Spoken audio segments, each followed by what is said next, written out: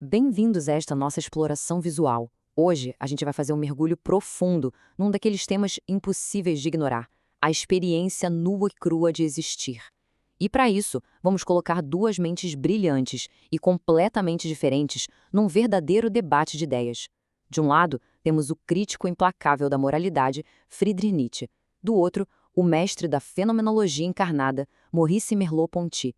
Nossa ideia aqui é usar conceitos saídos direto das obras deles para criar um diálogo fascinante sobre como a vida exige força para superarmos as nossas fraquezas internas. Bora lá? Seção 1. O peso da existência.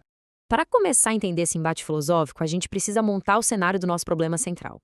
Olha só, a condição humana carrega um fardo natural, né? A gente convive com fraquezas internas, dúvidas e aquele peso esmagador das expectativas e da moralidade que fomos construindo ao longo dos séculos. A existência, convenhamos, não é nada leve.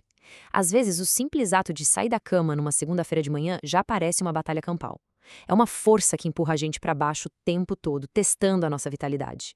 E aí, diante dessa realidade crua, fica aquela pergunta silenciosa: como é que a gente suporta o peso da nossa própria existência? Quando tudo ao redor parece vazio e a energia falha, o que mantém a gente de pé? Bom, para buscar essas respostas, vamos chamar alguém que definitivamente não tinha medo de derrubar verdades absolutas. Tá, vamos mergulhar nisso? Essa citação fortíssima do Nietzsche, lá do Crepúsculo dos Ídolos, ilustra perfeitamente esse dilema. Ele diz assim: há como perecer sobre um peso que não se pode nem carregar, nem lançar fora. O caso do filósofo. Ele está observando que existem fardos, especialmente o fardo de enxergar a verdade e questionar os valores prontos, que a gente não pode simplesmente jogar fora, mas que parecem pesados demais para carregar.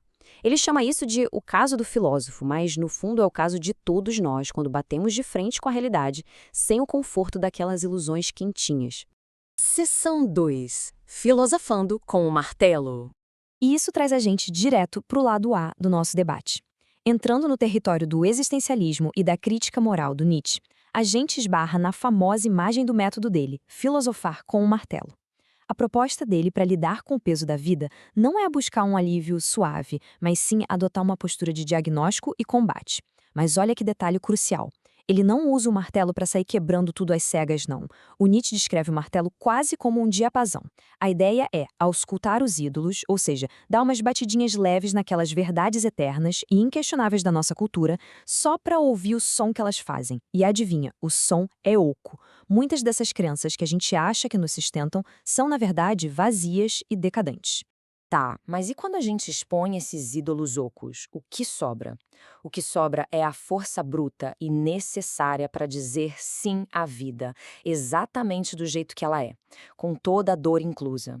Como ele diz, da escola de guerra da vida, o que não me mata torna-me mais forte. Parece até meio contraintuitivo, né? Mas essa máxima super famosa destaca que existir de verdade exige abraçar o sofrimento, uma aceitação quase dionisíaca da dor. Para o Nietzsche, o sofrimento não é algo que a gente deve evitar a todo custo. Ele funciona como um baita estimulante. A força que cura está no próprio ferimento. A gente supera as fraquezas não fugindo, mas deixando a dor forjar a nossa resiliência. Seção 3. A moral da decadência. Mas por que será que essa postura de força pura soa tão chocante para nós hoje em dia? Dá uma olhada nesses pontos. Para o Nietzsche, a humanidade moderna ficou fofa demais, acolchoada, terna e doente. Ele argumenta na lata que isso que a gente chama de altruísmo e moralidade é muitas vezes só um sintoma de instintos em declínio. É aquela mentirinha moral de quem diz que a vida não vale nada simplesmente porque perdeu a força para encará-la. Nessa visão, a nossa tão aplaudida compaixão e o medo de ver o sofrimento são, no fundo, o medo de sofrer disfarçado de superioridade moral. É a covardia desfilando como virtude. Em vez de abraçar os impulsos naturais e cheios de energia da vida, a gente prefere uma segurança que nos entorpece. Seção 4. A consciência incorporada. Bom, depois de absorver essa exigência do Nietzsche por uma postura forte e cheia de vitalidade, a gente precisa se perguntar: como é que a gente habita essa força no mundo real? E é exatamente aqui que entra o lado B do nosso debate. Se o Nietzsche traz a atitude mental, o Maurice Merleau-Ponty traz o mecanismo físico, existencial. Para ele, superar as fraquezas não é algo que rola só no mundo abstrato da mente. O conceito de corpo próprio quebra de vez aquela velha ilusão de que somos apenas consciências isoladas pilotando uma máquina biológica. A consciência é sempre e fundamentalmente incorporada.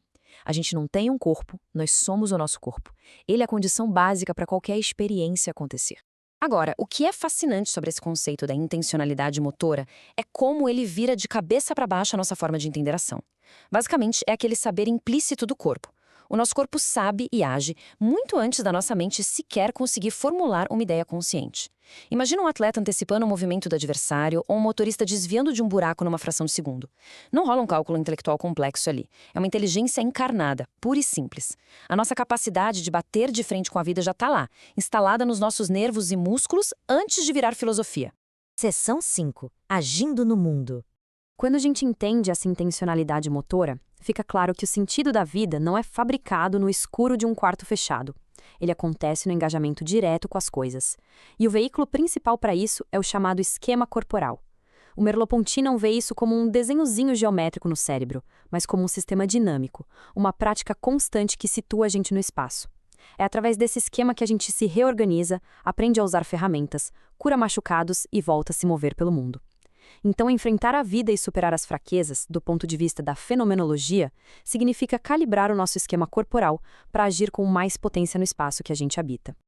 Dá só uma olhada nessa reflexão lindíssima do prefácio da Fenomenologia da Percepção. Ele diz: "O mundo não é o que penso, mas o que vivo. Estou aberto ao mundo, mas não o possuo. Ele é inesgotável." Isso resume muito bem a humildade e a grandeza da vivência. A experiência física, aquilo que a gente percebe, vem antes de qualquer teoria. A gente não toma posse do mundo criando conceitos rígidos, que, por sinal, são exatamente os ídolos que o Nietzsche queria martelar. A gente vive o mundo, e ao viver, a gente aceita que ele é misterioso e inesgotável, nos conectando a ele através da nossa fé perceptiva. Seção 6. Superando nossas fraquezas. Até aqui, a gente viu como diagnosticar nossa covardia moral com um e como reconhecer a inteligência vital do corpo com o outro. Mas como isso resolve a questão? Bom, é isso que ilustra brilhantemente a sintonia desses dois gigantes. Mesmo com estilos tão diferentes, ambos repudiam totalmente a fuga e a ilusão. O Nietzsche nos provoca a ter uma vontade de vida, a quebrar os falsos confortos e a usar nossos ferimentos como combustível e força. Já o Merleau-Ponty nos lembra que essa força não fica flutuando por aí. Ela se manifesta na prática, na nossa fé perceptiva, agindo colada ao mundo físico. Os dois exigem que a gente não recue. A vida cobra presença, seja para peitar uma moralidade decadente, seja para reaprender a perceber o espaço agindo de forma encarnada. A grande moral da história, a síntese de toda essa nossa análise, converge para este ponto central. O sentido exige um engajamento vigoroso e encarnado com a realidade. Para não sermos esmagados sob o peso da nossa própria existência, só pensamento positivo ou manuais de moral não dão conta do recado. A busca autêntica por sentido exige vitalidade, exige a coragem nietzschiana de dizer um belo sim para os problemas difíceis, unida àquela presença física e atenta que o Merleau-Ponty descreve. O mundo e a vida só se abrem de verdade para quem escolhe entrar no jogo e se engajar com energia através da ação. E é essa realidade crua que fica. A teoria filosófica funciona como uma bússola, mas viver é algo 100% prático, pessoal e inesgotável. Sabendo agora que somos consciências corporificadas vivendo num mundo cheio de ídolos ocos, de desafios bem reais, fica a provocação final. Como escolheremos habitar nossos corpos e enfrentar nossas próprias fraquezas internas hoje? Fica o convite para essa reflexão. Vamos continuar explorando e questionando as bases da nossa experiência. Um abraço e até nossa próxima exploração visual.